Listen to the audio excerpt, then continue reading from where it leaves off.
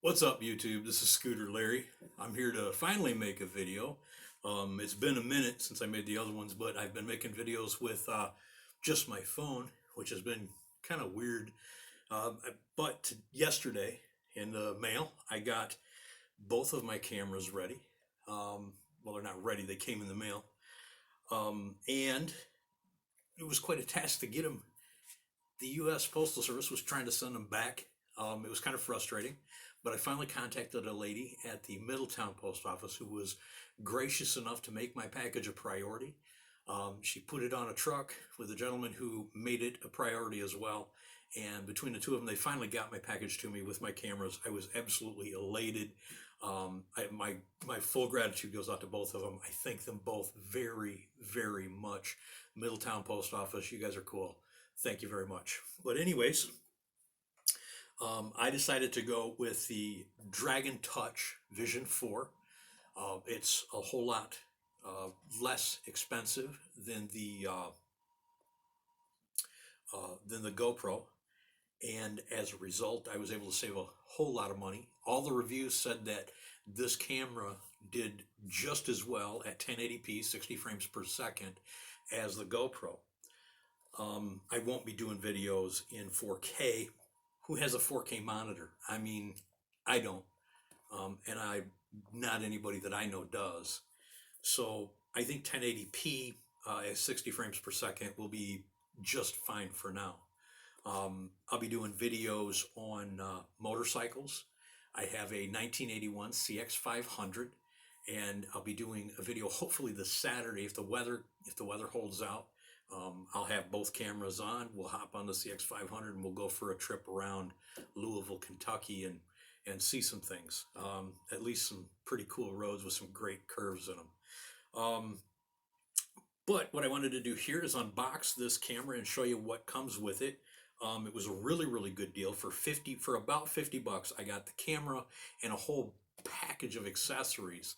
To get all these accessories with the microphones and the cameras with GoPro would have run me probably about $1,000. And at this point, I'm only out about 130. So I've at least got to try them, and we'll see how it works. I mean, if it doesn't work, we'll do something else. But if it does work, I saved a boatload of money. So let's go ahead and open this up. And the first thing that we notice in the package is the actual camera itself. It comes with a waterproof housing that's good for 98 feet. I believe that's about 30 meters, nearly.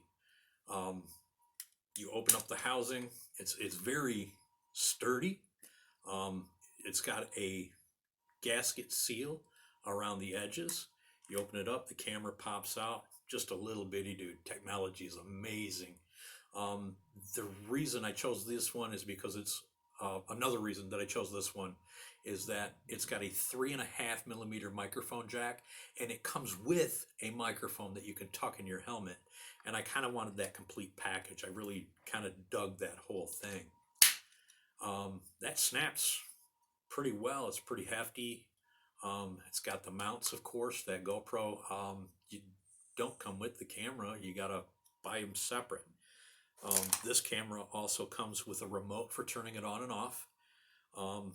And you wear it on your wrist. There's a strap somewhere in here. You strap it to your wrist and you can press the button to make it stop and start. Do what you need to do. You got a quick reference guide. And then further down in here is another box. We'll open this up. And of course you have the straps for the remote control. You have lens tissues, little sticky pads for the mounts.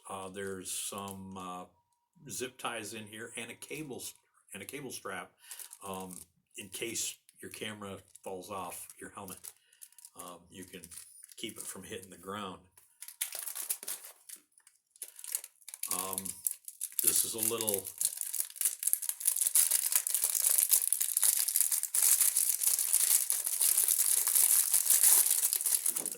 little mount to put the camera in, so you can mount it to a tripod. Kind of handy. Another little clip. I imagine to clip it onto something to hold it.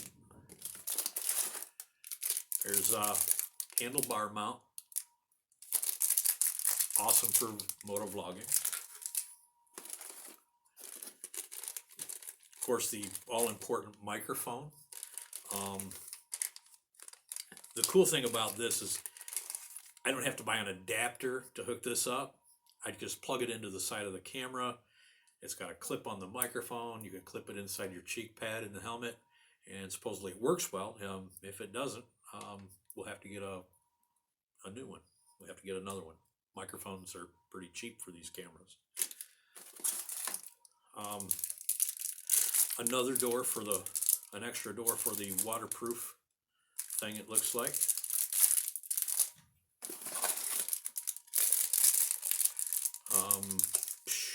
Some of these, I don't even know what they're for.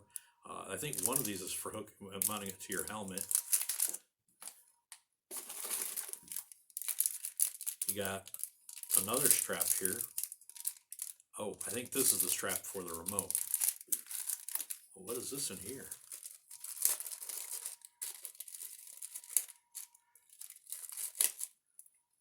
Some kind of Velcro straps.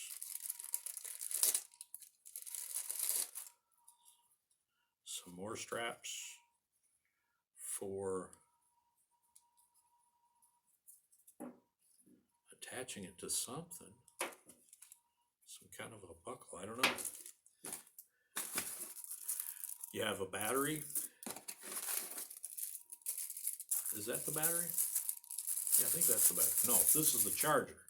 It's a 2-place charger, by the way. And you get, there's a battery. A USB cable to micro USB.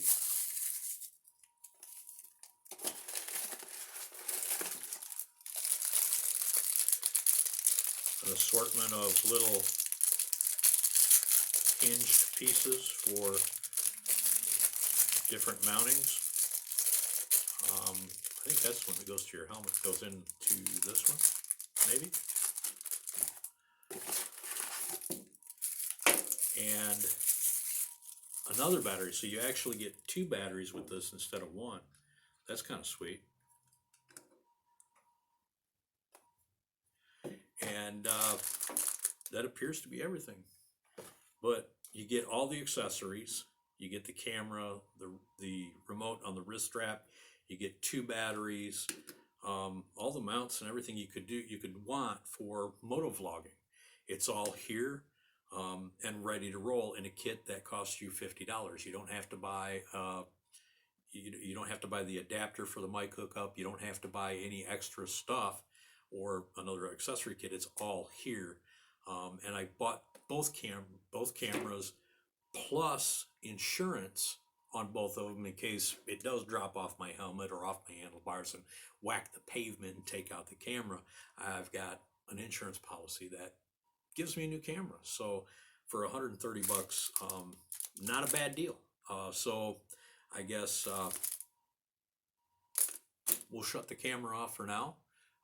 I'll edit this video and hopefully we can get this all working so that Saturday we can go for a ride.